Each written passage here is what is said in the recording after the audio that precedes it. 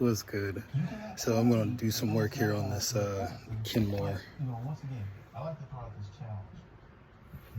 Figured, I keep a track of the work I do. So yeah, these pieces right here, gonna do the rear drum seal. And also, I forgot to mention that the drum, what do you call it? The drum belt needs to be put back on too. I forgot to mention that. But yeah, I'm gonna open this Kenmore 70 series up and see what's going on.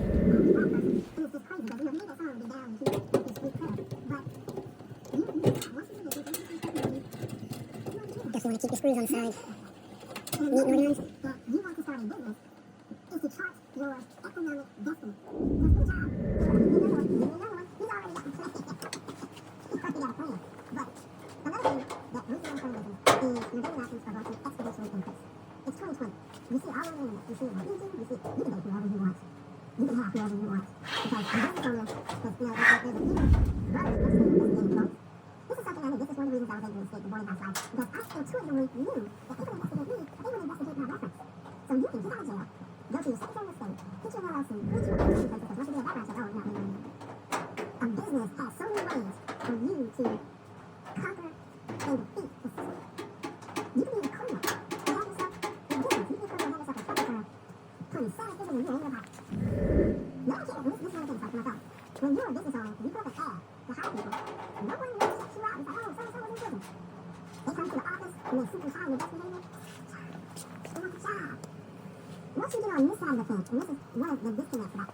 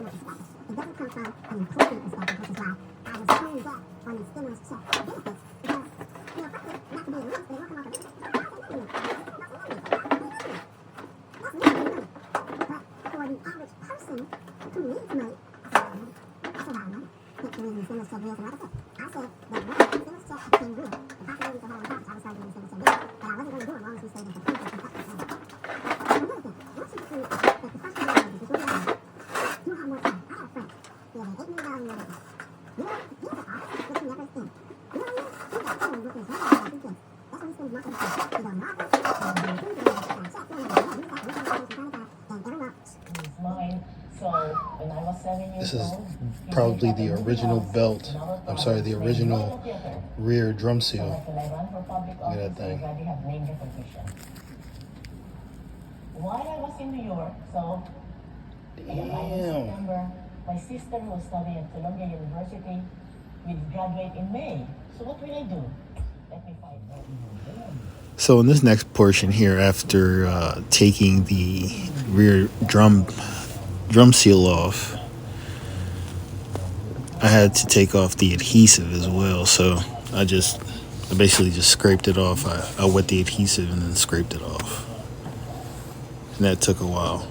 But I ain't going to show you all that. That's too much. All right, that's the seal here. Or the adhesive for the seal. Got some tools there, and yep, there it is. Pick that up. Gonna need that. I'm just gonna show you a little bit of how I got started, and then fast forward to the end. We're gonna continue this around, all the way around until we have the whole seal on. This is the rear drum seal. And conditions always change, and this is why I live well below my means. And number 4, I always have options, and that's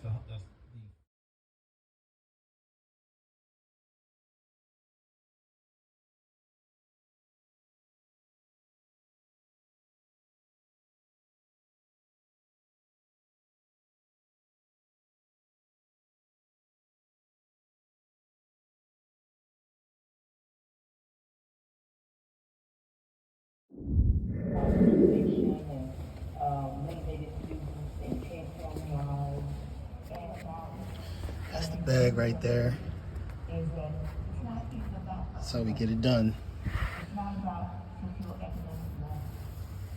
It's about what you hear and your tenaciousness, your time on your work, and what you strive for, what you strive for, how you strive. So if you take away even one thing from regional excellence today, Now, come back over again. If I can get this about as smooth as possible, get all your grit, anything like that. Get that kind of stuff off of here. and what you would That's the savage way. Yeah, I was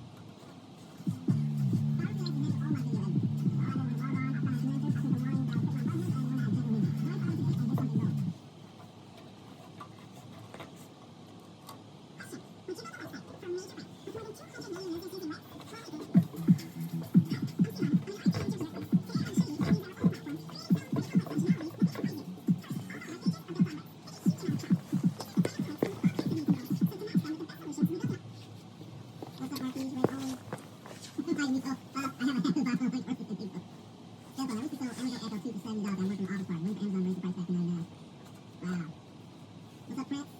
it. Yeah, the green line has to be facing down towards the front. This is the front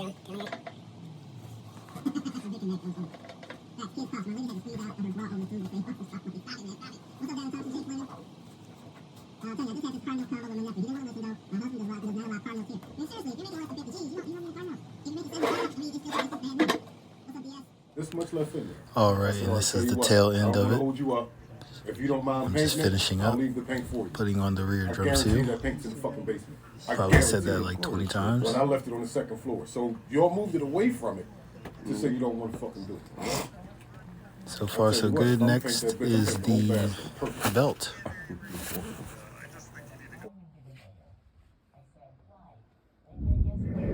Sub $10, and it'll tell you that the outlet's working, if it's wired correctly, things like that.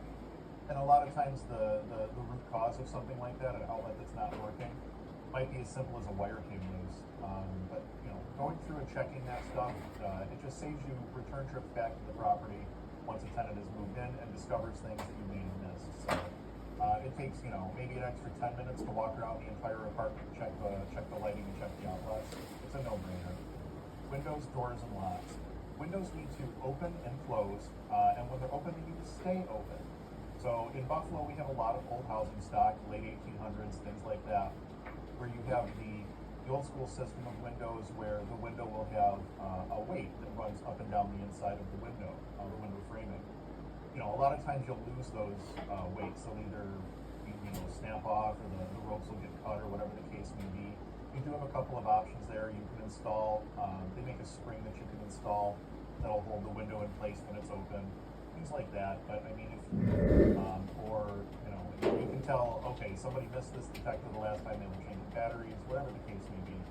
Definitely make sure that you have smoke and CO detectors. It's a very basic compliance issue, and it can save somebody's life. We've literally have had multiple instances where having smoke and CO detectors in a home has saved someone's life, especially CO detectors. One thing I will note, I don't like combination smoke and CO detectors for the simple purpose of smoke and heat rise and carbon monoxide sinks. So I want a separate carbon monoxide detector at ground level. No one ever thinks to change the battery on these things, and it's the most common call we get when it comes to no heat. So knowing that the battery is fresh when the tenant moves in, generally you'll get a year, 2 years out of these thermostat batteries, as long as somebody's not adjusting the temperature up and down every 30 seconds. But just throwing that fresh battery in could save you a service call for a non-working furnace or a non-working air conditioner down the road. All because you took that extra couple of minutes of time. Definitely worth it. The other alternative, I don't love digital thermostats because it seems like tenants are bad at programming them, to be honest with you. And then we get no heat calls because of that. So more often than not, we won't even put in a digital thermostat like this. We just use the simple Honeywell round breaker panel. I always go through the breaker panel to make sure that all of the breakers are on the way that they're supposed to be. If there's anything that's tripped in the panel, I'm looking to find out what caused it to trip. If there's something that's just flat out off, I'm looking to see, okay, where does this run and why is it in the off position? Don't just go flipping things on willy-nilly. Make sure you know what they're attached to.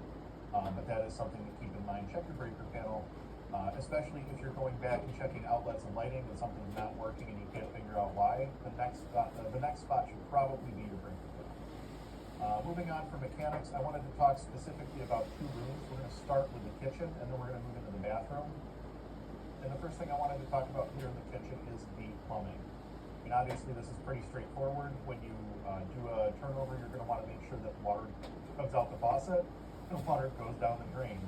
Any component in your appliance. Alright, got the rear drum seal on, new belt. Also turned it counterclockwise to set in the belt. Got it around pulley tension down here. And the tread is against the drum. So if you have an outlet on both sides of the sink, for instance, one might have a GFI on it, the other may not. But in most instances, what you'll probably find is that one outlet without the GFI is actually chained on after the one with the GFI and is still protected. That's just something to consider, the GFIs and things like that. If you don't have GFIs in those wet areas, that is something that you might want to look into taking care of. I know that in New York State, it is a code requirement to have those GFIs within, I believe, 6 feet of a source of water. So that is something to keep in mind. And then I wanted to talk about the bathroom specifically. And I want using like a spring-loaded tension round bar. Fine, it is what it is. But if you're in a position where you're doing a turnover, make sure there's a shower bar there. Whether it be the spring-loaded one, or the better option would be the hard-mounted one, the one that's actually mounted through the wall. Make sure that you have a shower bar there. Make sure that there are rings on the shower bar, and make sure that there's at the very least a liner. You can do this entire project for under $20, and you would be surprised at the number of, somebody moves in, they want to hop in the shower right away. They may not have unpacked their shower curtain stuff yet.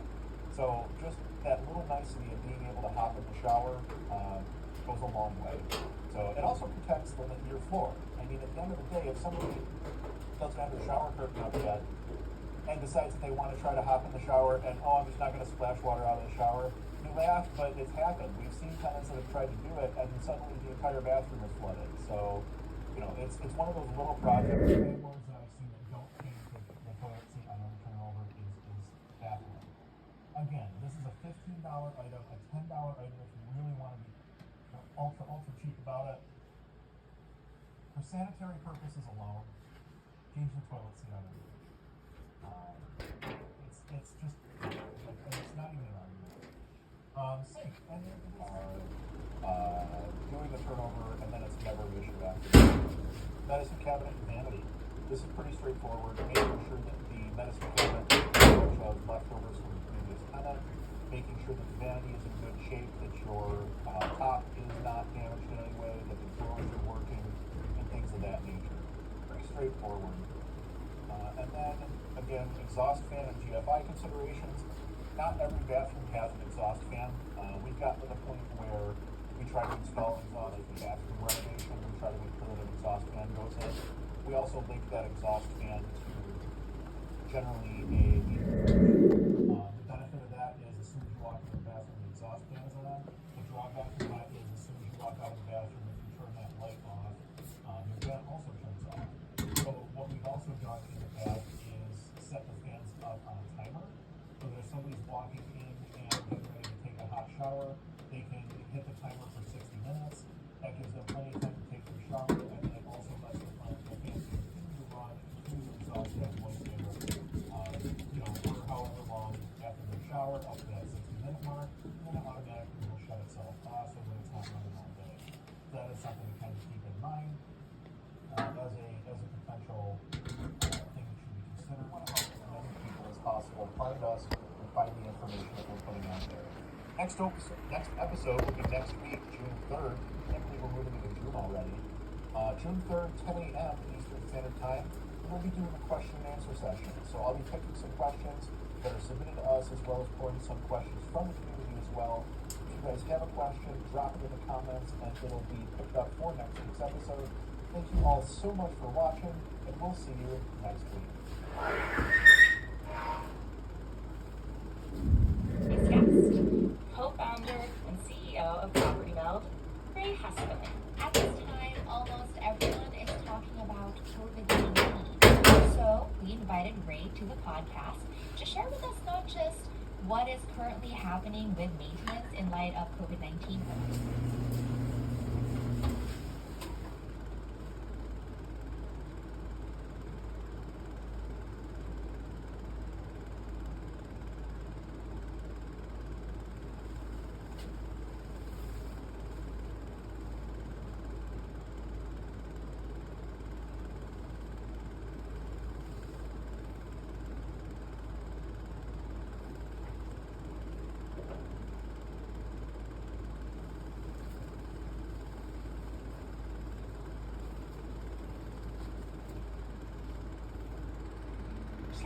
/classroom.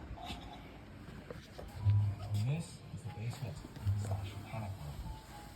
Maybe what your family needs is a vacation home /vacation home. Find yours on the Verbo app.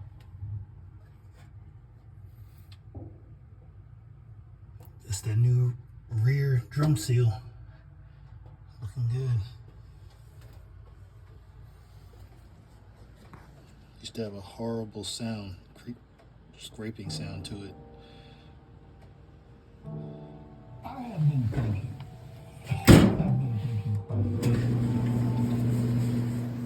That's a wrap. That's how we do it.